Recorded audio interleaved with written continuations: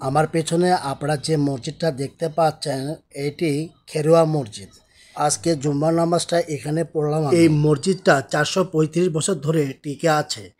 এর অবস্থান বগুড়া জেলার শহর থেকে শেরপুর উপজেলা সদরে খন্দকার টোলা মহল্লায়। এই মসজিদটা খন্দকার টোলা মহল্লায় অবস্থিত, অর্থাৎ মসজিদটা টিকে আছে চার কোণে প্রকাণ্ড আকারের মিনার আর চওড়া দেওয়ালের কারণে এটি টিকে আছে। মসজিদটা নির্মাণ করেন 1952 সালে জহর আলী কাকশালের পুত্র মির্জা কাকশাল। তিনি এই খেরোয়া মসজিদটা নির্মাণ করেন। ইটে খোদাই করা নকশাগুলো ক্ষয়ে গেছে, চুন সরকির প্রলেপ ঝরে গেছে। খেরোয়া মসজিদে 3টা গম্বুজ আছে। খেরোয়া মসজিদের উত্তর দক্ষিণে 17.27 মিটার লম্বা এবং প্রস্থ 7.42 মিটার। তাছাড়া মসজিদটা 3টি খিলান দরজা আছে। এই খিলান দরজাগুলো দেখতে অসম্ভব সুন্দর। সবুজ ঘাসে ঢাকা আয়তাকার মাঠ। এই মাঠেই অনেকগুলা গাছ আছে, আম গাছ, কাঁঠাল গাছ, নারকেল গাছ, কদম গাছ আছে।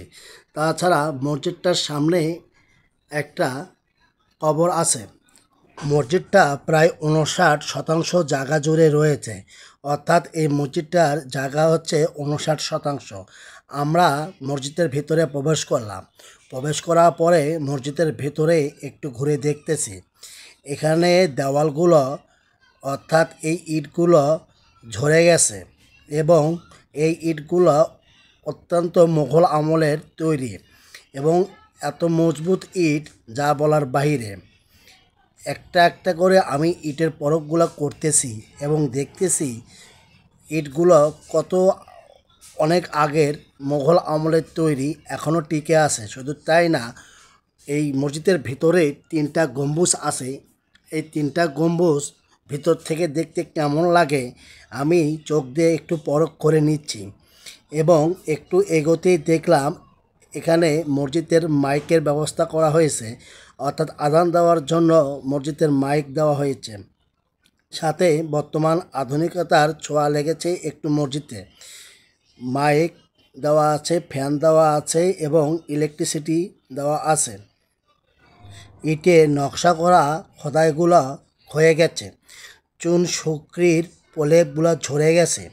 খেরোয়া মসজিদে 3টা যে গম্বুজের কথা বলেছিলাম, এই 3টা গম্বুজই আসলে দেখতে, ভিতর থেকে দেখতে অনেক সুন্দর। শুধু তাই না, বাহির থেকে দেখতে আরও অনেক বেশি সুন্দর লাগে।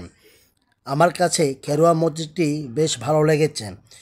মুঘল আমলে জহর আলী কাকশালের পুত্র মির্জা কাকশাল এই মসজিদটা নির্মাণ করেন এবং মসজিদটার ভেতরে নামাজ পড়ার জন্য 3টা কাতার আছে। শুধু তাই না, মসজিদের মুয়াজ্জিনের সাথে কথা বলে আমি জানতে পারলাম এই মসজিদটা তিনি দেখাশোনা করেন। প্রায় 2018 সালের পর থেকে 25 সাল পর্যন্ত তিনি এই মসজিদটা দেখাশোনা করতেছেন। মসজিদের হাতের বাম দিকে অজুখানা ব্যবস্থা করা আছে, অর্থাৎ যারা দূর দূরান্ত থেকে আসে তাদের অজুর ব্যবস্থা আছে এই মসজিদে। আমার ভিডিওটা